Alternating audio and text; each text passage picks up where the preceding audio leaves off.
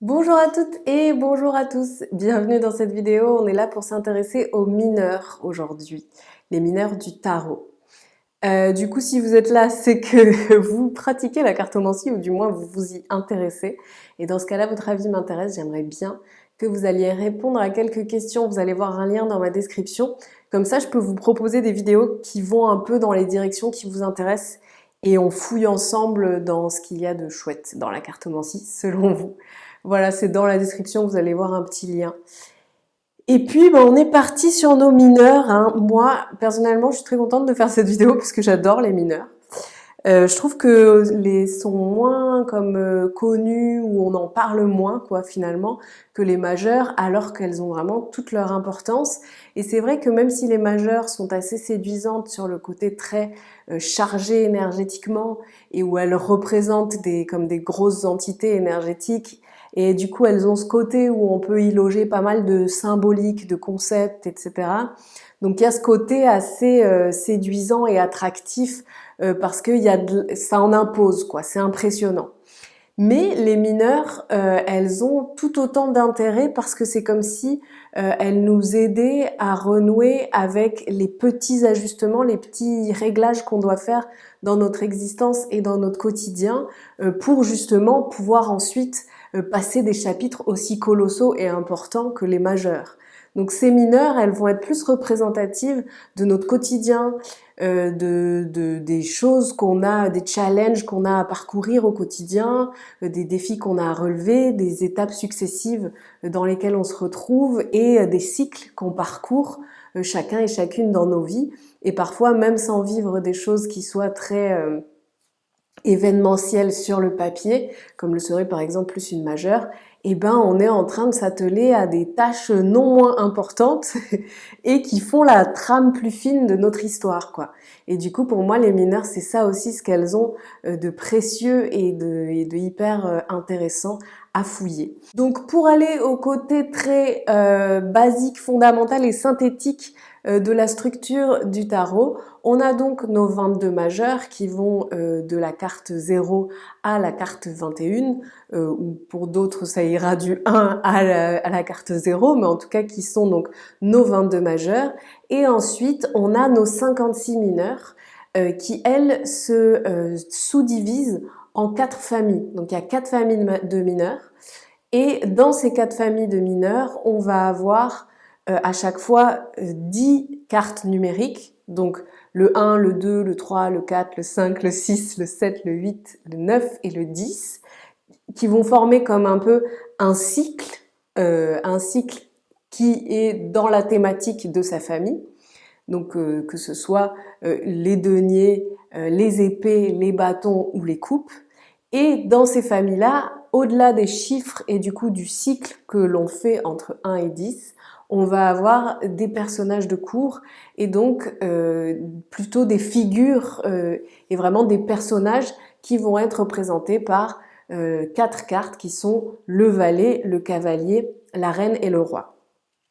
Pour celles et ceux du coup qui connaissent le tarot à jouer, c'est un peu pareil puisqu'on a les 22 atouts, quoi. Enfin les 21 atouts et l'excuse. Et en plus, on a nos cartes des familles, des carreaux, des cœurs, des trèfles et des piques.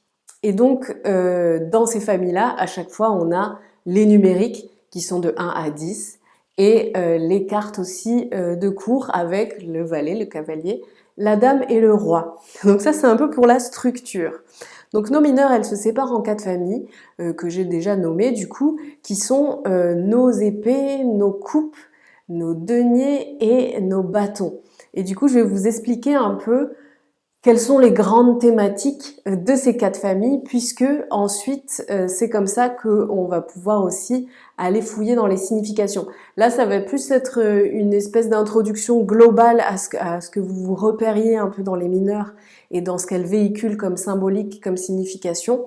Et après, je ferai d'autres vidéos peut-être pour un carte par carte ou pour expliquer plutôt comment ça se joue les personnages de cours et les numériques par exemple. Là, on va plus rester sur l'introduction aux 4 familles. Donc il faut savoir qu'il y a des tas de façons d'appréhender les mineurs. plein de manières de faire des analogies avec différentes choses. Moi là, ce que je vais vous proposer, c'est ce qui selon moi disons, m'a le plus marqué quand j'apprenais le tarot, ou en tout cas que j'ai le plus gardé en mémoire et dont je me suis le plus servi pour vraiment m'imprégner des mineurs et pour différencier un peu les familles et ce qu'elles véhiculaient. Ce que je trouve pas mal et assez pratique, c'est de se figurer un humain. Et du coup, vous pouvez même faire sur votre papier, si vous en avez un bonhomme, vraiment schématique. Et on va partir du principe que les épées, la famille des épées, c'est, comme vous savez, c'est souvent associé au mental.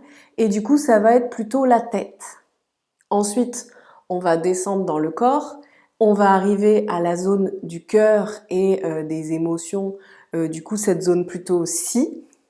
Et là, on va avoir les coupes, puisque c'est plus les émotions, les sentiments, les choses comme ça, l'amour.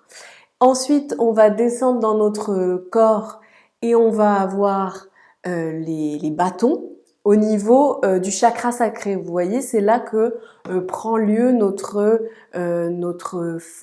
énergie vitale, notre élan pour y aller, notre impulsivité et tout ce qui est de l'ordre de la libido, de l'énergie sexuelle. Donc ça, ce sera notre famille des bâtons. Notre famille des bâtons, elle se situera, du coup, si vous voulez un bon moyen mémotechnique, ça peut être situé dans le sexe, puisque ça nous fait penser à un phallus, un bâton, quoi. Donc ça permet de s'en souvenir. Donc les bâtons vont être au niveau de ce chakra sacré. Et ensuite, on aura les deniers dans les pieds, puisque les deniers, c'est la terre, c'est l'ancrage, c'est vraiment tout ce qu'il y a de concret, de palpable, de matériel, quoi. Donc vous voyez, on a notre bonhomme avec tête, cœur, sexe et pieds. Et du coup, on a les épées, les coupes, les bâtons et puis les deniers par terre. Alors du coup, j'ai déjà un peu dit ce qui était chaque famille, mais on va y revenir pour développer un peu. Et vous allez voir qu'il y a des correspondances qui nous aident aussi. Par exemple, ce qui nous aide pas mal, ce sont les éléments. On a les 4 éléments dans ces 4 familles. Bon, j'y reviendrai. Et aussi ce qui va nous aider à sentir un peu les personnalités de chaque famille, les ambiances qui se dégagent de chaque famille, oui, vraiment les styles de personnalité de nos familles, quoi. Ça va être de les associer aux signes astrologiques aussi. Et du coup, si vous connaissez des personnes qui sont de tel ou tel signe, ben, ça peut vous aider à avoir une espèce de référencement, notamment pour les personnages de cours. Donc ça aussi, on y reviendra. Donc déjà, dans un premier temps, les épées, c'est vraiment le mental, c'est notre tête, c'est du coup nos pensées, notre réflexion, notre capacité d'analyse, notre intellect, la logique, vraiment toute cette force mentale et intellectuelle. Et du coup, ça va aussi être notre capacité à être stratégique, à prendre des décisions, à faire preuve de lucidité, de clairvoyance. Clairvoyance dans le sens d'y voir clair, hein, pas dans le sens forcément d'avoir un don surnaturel. Et du coup, ça va être les épées, la famille qui nous aide à mettre en action l'abstraction, c'est-à-dire nos idées abstraites, à en faire quelque chose qu'on peut mettre en pratique, qu'on peut mettre en action. Donc, cette famille des épées, à la fois, elle va être le mental pour le meilleur et pour le pire. Vous allez voir que dans chaque famille, c'est un peu ça. C'est pas forcément une version idéalisée. Il y a du bon, il y a du moins bon, il y a des extrêmes positifs et des extrêmes négatifs. Donc, dans la famille des épées, c'est une des familles les plus dures en termes d'arcanes, de cartes. Ce sont des cartes qui peuvent parfois être difficiles. Pourquoi? Parce que le mental peut avoir son côté positif et du coup refléter tous les pendants positifs de ce que je vous disais, donc de la logique, de la stratégie, du fait d'être analytique, observateur, etc. Et à la fois, ça peut aussi du coup nous parler de tout ce qui est de l'ordre de la paranoïa, de la surréflexion et du coup d'une forme d'isolement mental, de ressasser, d'avoir un mental stérile qui un peu nous tire vers le bas, nous embrouille. Ça peut aussi être tout ce qui est vécu comme des fardeaux mentaux ou des problématiques insolubles, etc. Donc ça va être pour vraiment les grosses thématiques de notre famille des épées et donc du mental. Et du coup, c'est associé à l'énergie, enfin à l'élément de l'air. Donc c'est pas mal aussi pour notre pour notre bonhomme là que je vous disais au début pour se repérer, puisque du coup la tête c'est ce qui est le plus dans les airs pour nous en tant qu'humains, tandis que les pieds par exemple sont sur la terre, ben, la tête est plus dans l'air. D'ailleurs on dit t'as la tête dans les nuages quand on quand on peut trouver des expressions avec la tête dans le corps humain. Et du coup les signes qui vont y être associés vont être les signes d'air. Et du coup on a le Verseau, la Balance et les Gémeaux. Et du coup, ce sont des signes qui ont les qualités en question, qui sont les qualités de réflexion, qui peuvent être aussi des qualités de communication, comment dire, de curiosité, d'éveil intellectuel et de choses comme ça, quoi. Vous voyez?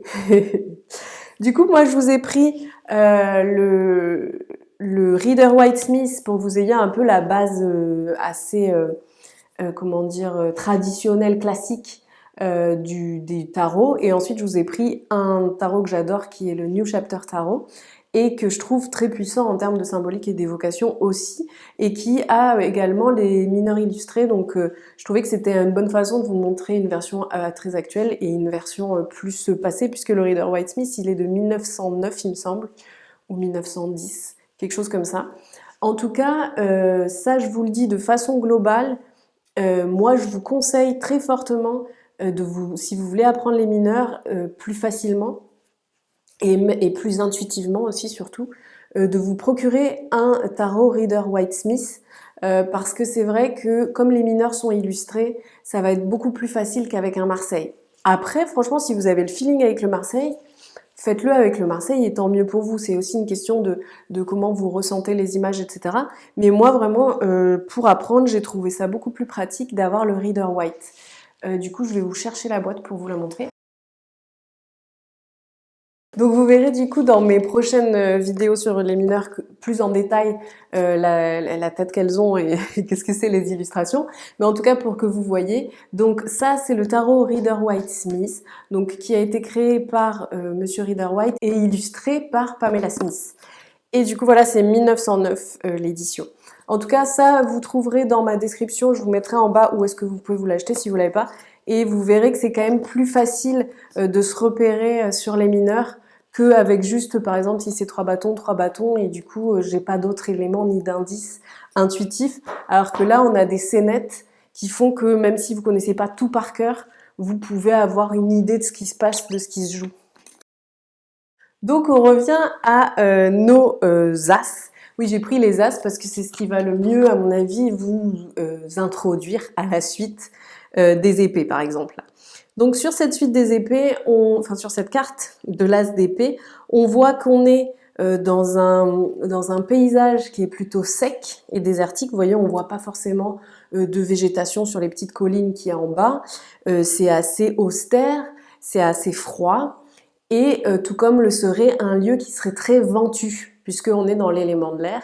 Et du coup, on a cette espèce de côté froid, dépouillé, presque métallique de l'élément air, et aussi qui peut symboliser pas mal le mental, les idées. Et du coup, vous avez aussi dans cette suite des épées l'idée de sévérité, de rigueur, de discipline qu'on retrouve pas mal aussi au long de la suite. Et donc vous avez, vous voyez ici un peu des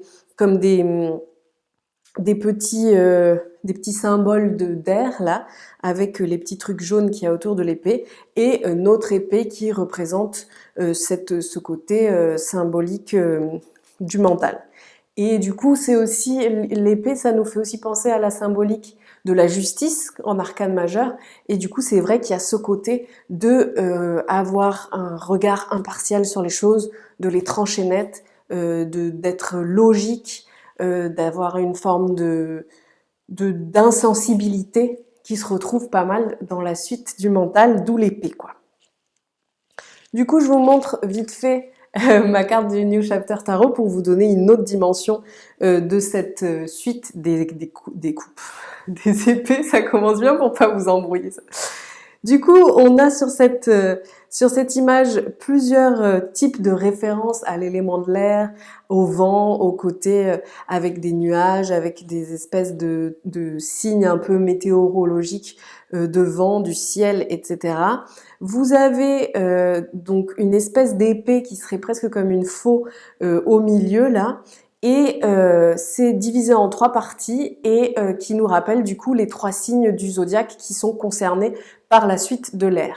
Et du coup, vous avez en haut la balance là, euh, à gauche vous avez les Gémeaux et à droite les Verseaux. Voilà.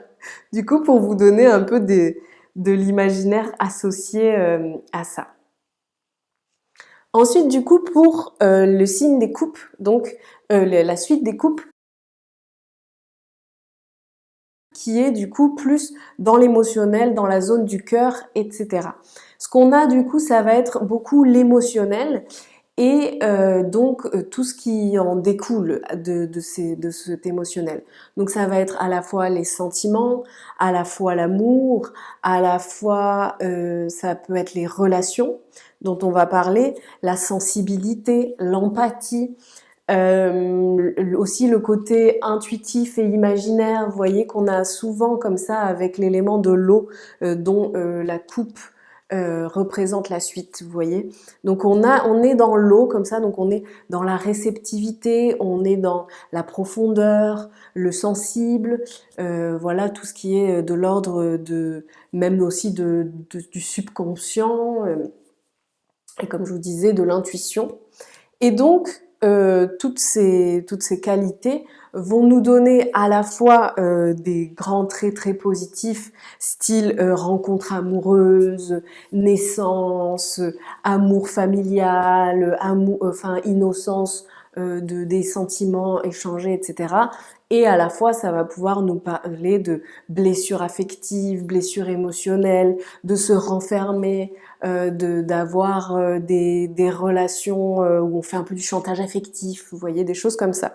Donc on est vraiment dans la suite de l'eau, dans la suite du cœur, dans la suite des relations et de l'amour. Donc vous voyez, les signes qui vont y être associés, du coup, ça va être les signes d'eau. Et donc on va retrouver le cancer, le poisson et notre ami le scorpion. Donc ce que vous avez sur le Rider Waite quand vous regardez l'as, c'est très clairement de l'eau, hein, avec des nénuphars, donc avec des plantes aquatiques, et avec ce côté fleuri et plutôt engageant que peut avoir une source d'eau fleurie, quoi. Vous voyez, avec ce côté un peu engageant.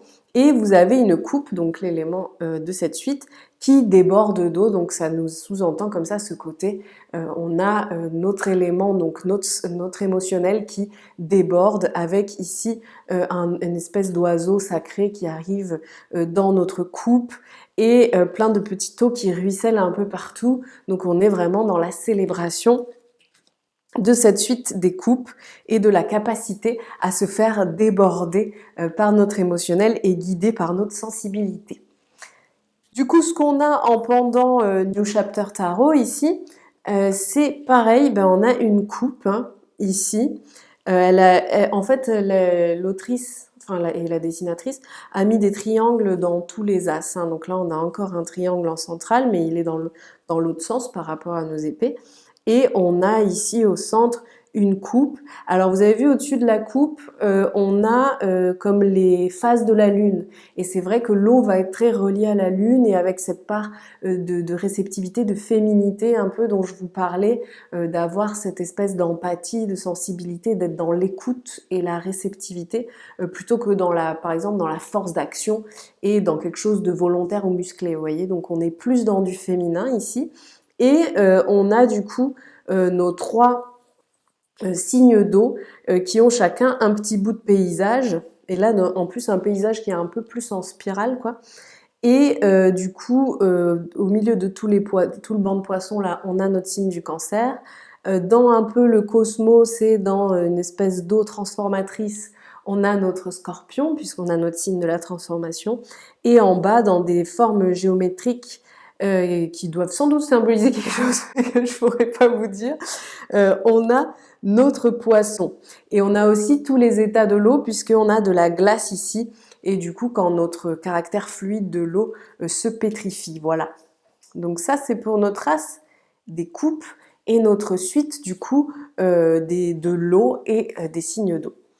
Donc, on est descendu là du cœur et de la zone des émotions. Donc, pour moi, quand même, qui suis quand même masseuse, donc j'ai un rapport au corps particulier, je situe pas mal la suite des coupes, puisque ça englobe à la fois l'amour et à la fois les émotions fortes, etc. Moi, je le situerai jusqu'au nombril à peu près, parce qu'il y a beaucoup d'émotions qui se situent aussi dans l'estomac, vous voyez, et dans cette zone-là du ventre, quoi. Ensuite, du coup, on descend jusqu'au bâton, que moi, du coup, je mettrais pas mal apparenté au chakra sacré, qui est du coup un peu notre lieu de feu, quoi. Et du coup, pour ceux qui, par exemple, connaissent un peu Freud, vont pouvoir apparenter cette suite à l'énergie sexuelle, à la libido, qui, comme pour lui, fait beaucoup plus que juste être au service de notre vie sexuelle. Mais par exemple, quand j'ai des désirs, quand j'ai des moteurs, quand j'ai de la niaque, et ben ça vient de cette énergie-là, qui est comme l'énergie humaine, l'énergie vitale. Donc moi, c'est vrai que je l'apparenterais surtout à l'énergie vitale. Du coup, je dirais que c'est vraiment l'élan vital, la petite flamme qu'on a en nous et qui fait que ben c'est notre moteur, c'est notre envie d'y aller. C'est ce qui fait qu'il y a des moments où rien nous arrête et où on est dans un élan, on est inspiré. C'est aussi la créativité. Vraiment, il y a ce côté feu, quoi. On a la flamme qui s'allume et du coup, ça peut être les ambitions, ça peut être vraiment les désirs en termes de moteur. Par exemple, ben, je désire avoir tel boulot, et ben ça va mettre dans une niaque et je vais avoir envie d'aller à la conquête de ce boulot. Ben là, en général, je vais être dans mon énergie des bâtons, dans mon énergie feu, quoi. Donc c'est vraiment ce côté action, ce côté détermination, ténacité, niaque. Et du coup, moi, ce que j'aime bien et que je trouve qui représente vachement cette suite, c'est le mojo. Je sais pas si vous connaissez, mais par exemple, c'est ce qu'on appelle le mojo, c'est ce qui nous permet, quand on est artiste, de monter sur scène avec cette espèce de charisme, de rayonnement, de confiance en soi, qui fait qu'on subjugue le public et qui part avec nous et qu'on va à la fois être dans ce grand élan et à la fois être en train de se relier à l'énergie vitale pour ce qu'elle a de plus universel et cosmique, puisque on va être aligné à notre créativité, à notre création, à notre artiste intérieur.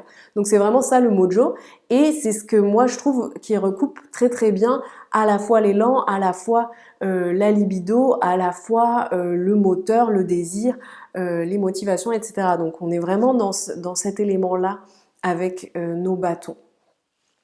Donc c'est ce qui va faire aussi, comme d'hab, comme je vous disais, selon les cartes qu'on va être là-dedans pour le meilleur ou pour le pire, c'est-à-dire qu'on peut aussi avoir des cartes de bâton qui nous parlent du fait qu'on n'a pas ça et qu'on est dans une forme de stérilité, ou alors que du coup on doit sursolliciter notre capacité à se débattre malgré la complexité de la situation ou des choses comme ça, vous voyez. Et donc c'est le feu, comme je disais, notre élément en question ici. Et du coup, les signes astro qui vont s'y apparenter, eh ben, ça va être le lion, le bélier et le sagittaire. Et du coup, vous voyez quand même, il y a ce côté, par exemple avec le bélier, bah, clairement quand on est dans l'énergie des bâtons, bah, on y va, on s'affirme, on est prêt à en découdre. Quand on est dans l'énergie du lion, on est comme ça, en tout cas pour la symbolique de l'animal par exemple, on est dans une forme de parade, de rayonnement, de charisme, on a un ascendant, une espèce de pouvoir naturel, et etc. Donc on ressent bien comme ça les énergies de ce feu, quoi. Le feu. Et du coup, ce qu'on a en illustration pour le Rider-Waite, et je vous avais dit quand même, il y a un caractère un peu phallique hein, là-dedans, et donc ça ressemble un peu à un phallus, notre bâton sur le Rider-Waite, mais aussi, et ça c'est assez frappant, à une baguette magique. Et la baguette magique, c'est ce côté du fer, et fer tellement fou que ça devient presque du fer surnaturel, quoi, parce qu'avec une baguette magique, on fait des grandes choses. Et du coup, il y a vraiment ce côté de mon pouvoir d'action, mon sceptre, ma puissance. Vous voyez, il y a un peu tout ça qui nous est représenté par ce bâton, qui en plus est un bâton tout jeune et donc très, j'allais dire florissant, mais là je sais pas comment on dit si c'est des feuilles, très feuillissant. En tout cas là on a du coup plein de feuilles qui sortent, donc on voit qu'il est très fertile ce bâton, qu'il est très qu'il a de la sève, voilà. Et du coup, l'énergie des bâtons, c'est pas mal aussi de nous parler de notre énergie vitale, comme je vous disais, qui est en nous. Et l'énergie vitale qui est en nous, ça s'apparenterait à la sève des arbres, quoi. Quelque chose qui nous habite et qui fait qu'on est vivant. Donc on a tout ça qui nous est représenté ici avec notre bâton. Et on voit que derrière, on a un paysage de champêtre avec un château, donc le château qui représente notre côté pouvoir puissance. Donc voilà pour les bâtons des Rider-Waite, et après du coup pour vous montrer celui du New Chapter, parce qu'il est vachement différent, eh bien on a ici, vous voyez, sur la gauche, on a carrément l'alignement de tous nos chakras, donc vraiment là où dans les coupes c'était plutôt les cycles lunaires, et ben là on est plus dans une espèce de... il faut penser quand même que les bâtons c'est comme notre chaudière, hein, puisque c'est notre flamme. Et du coup là c'est comme si tous les chakras ils étaient bien irrigués en énergie, du coup on a tout à dispo, notre chaudière elle est en train de bien faire carburer toute notre machine humaine, quoi. Donc on a tous nos chakras ici. Là, sur la droite, on a une flèche, donc on a le côté guerrier, le côté rage de vaincre, niaque, soif d'y aller, qui est très quand même représentatif des bâtons, puisque on a quand même des énergies assez guerrières avec les bâtons, notamment, je pense aux 6 de bâton, vous irez voir. Je bois. Puis de toute façon, on en reparlera si je fais un peu plus les cartes en détail. Je ferai au moins le numérique dans les grandes lignes.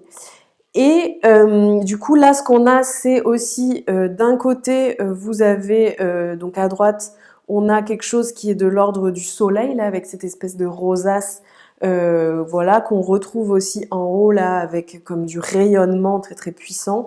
Et à gauche, on a carrément du feu, où on dirait le noyau de la terre, quoi. Le côté très flamme à 100%, le cœur de la chaudière, quoi, vous voyez. Donc on a vraiment ça, et au centre, on a notre bâton qui fait encore un peu penser à une lance, avec 2 serpents qui s'enroulent et qui se font face. On a du coup en bas à gauche, dans les grosses flammes, notre Sagittaire. Ensuite, on a le lion dans le solaire là de droite. Et ensuite, en haut, on a notre bélier qui émane de son rayonnement pour s'affirmer. Donc voilà un peu toute notre famille du feu, quoi.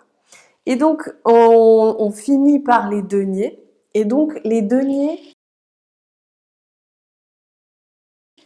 bon, c'est vraiment la terre, hein. C'est vraiment le concret, le terrestre, le fait de pouvoir avoir les pieds sur terre. Du coup, vraiment, les très grandes lignes, c'est que ça va nous représenter le travail et le matériel, donc les finances et le matériel.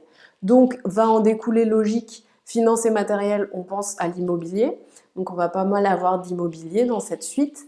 Et donc, le professionnel, l'immobilier, l'argent, etc. Et du coup, c'est vraiment notre suite d'une façon plus symbolique, quand on sort un peu de ça, du travail des financiers, ça va être l'ancrage, puisqu'on est dans la terre, donc on est dans notre capacité à s'enraciner. Et du coup, ça va beaucoup être, si on pouvait résumer le tout, ça va être beaucoup de qu'est-ce que je sème comme graine. Et d'ailleurs, on le voit hein, dans notre as des deniers, c'est je porte ma graine, qu'est-ce que je vais en faire? Et du coup, ça va être qu'est-ce que je décide de semer et comment je l'arrose pour comment je le récolte. Vous voyez? On a nos 3 étapes comment dire, de faire fructifier une idée, un projet, quelque chose que je décide de porter pour le mettre en terre, pour y consacrer mon labeur, mon travail et le nourrir jusqu'à ce qu'il fructifie. Donc c'est très logique hein, pour le travail du coup, et même pour les finances, etc. Et du coup, c'est souvent une suite qu'on va associer à tout le travail agricole, bah, logique, hein, au travail de la terre. Et du coup, vous avez vraiment tout ce qui est de l'ordre de la fertilité, l'abondance, la prospérité, euh, et aussi tout ce qui est de l'ordre du travail difficile, de mettre les mains dans la terre, de devoir, vous voyez, comme un paysan se lever super tôt pour pouvoir choyer ses plantes et les bichonner, être tout le temps attentif à ce que ça se passe bien, que tout se déroule bien, jusqu'au moment où on peut en profiter, on peut glaner les fruits de ce qu'on a semé. Donc c'est vraiment ça, la suite des deniers, et du coup tout ce qui va en découler et qui est logiquement associé, c'est-à-dire que par exemple ça va être les personnalités de la suite des deniers ou les problématiques que reflète la suite des deniers, ça va souvent être la méthode, le côté j'ai les pieds sur terre, je fais les choses un peu dans l'ici et maintenant, ancré. Je suis pas éparpillée partout en train de voilà, c'est je suis dans un rapport logico-pratique. J'ai une méthode, j'ai un programme, j'ai un plan, je suis dans l'observation, je fais des petits bilans pour voir où j'en suis. Je suis par exemple aussi gestionnaire financièrement, donc on peut avoir un peu des personnalités de banquier par exemple dans des talents de banquier quoi, dans les personnages de cours des deniers. En tout cas, on a tout ça là qui est vraiment dans notre suite fertile des deniers. Les deniers, ça va être la terre. Et donc du coup, bien sûr, on va pouvoir avoir dans la suite les extrêmes négatifs de cette suite et du coup plus avoir par exemple de stérilité ou d'être trop hors sol ou de pas assez se confronter au concret du truc. Ça peut aussi être du coup d'être trop matérialiste, trop vénal et de ne vouloir briller que par nos possessions. Mais en tout cas, on est dans ces thématiques-là. Et donc, ce qu'on a, du coup, en termes d'astrologie, enfin, de signes du zodiaque, c'est les personnages, les personnages, les signes de terre. Et donc là, on va avoir la Vierge avec les Capricornes et les Taureaux.